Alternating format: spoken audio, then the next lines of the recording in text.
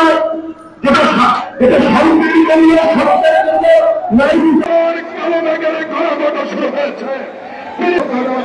তাদের বিদায় আপনার মাফরাত কামনা করছি। তাদের শোক সম্পর্ক পরিবারের প্রতি অনেকে দৃষ্টি শক্তি হারিয়েছে, অনেকে আহত অবস্থা রয়েছে। আমি তাদের প্রতি তাদের পরিবারের প্রতি সহমর্মিতা জানাচ্ছি। প্রিয় সমাবেশ বক্তব্য দীর্ঘায়িত করার সুযোগ নেই।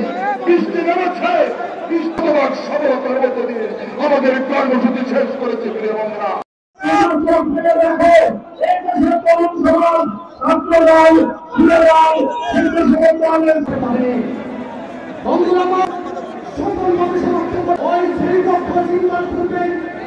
চিনতে হয়েছিল আদালতে মহান হয়েছে।